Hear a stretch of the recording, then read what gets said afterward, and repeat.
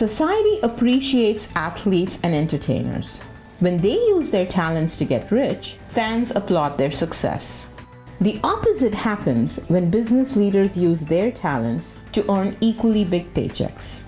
Some feel guilty about their success, and they hesitate to speak up as champions of capitalism.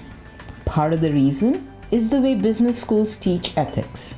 Business students already learn about the need for honesty and integrity, but they also need historical and philosophical perspectives to help them understand the role of enterprise and markets in creating value for society. Far too many of our ethical lessons these days are focused on how value ought to be distributed, while not thinking about the principles required to create value in the first place. Something similar happens when people eat pie. They worry about how the pie is sliced and how much everyone gets, but they overlook how the pie is created or where the next tasty recipe will come from. Here are 5 often overlooked lessons that future business leaders need to know, like recipe cards for baking more pie and new pies. 1. Don't substitute money for purpose. What really motivates high performers? Research shows that they care about 3 basic things: autonomy, the ability to be self-directed; mastery, the ability to get better at something; and purpose, the ability to make a meaningful contribution. Money often comes with success, but people focused on money alone typically perform worse or burn out when challenges arise. 2. Keep it win-win. Ethical business is based on voluntary trade. Nothing is forced. Buyers and sellers get what they want. When one side loses, or when participation becomes coerced, then results are not sustainable. 3. Business combats poverty. The unproductive rich do not need capitalism. Through cronyism and the purchase of political favors, they will thrive.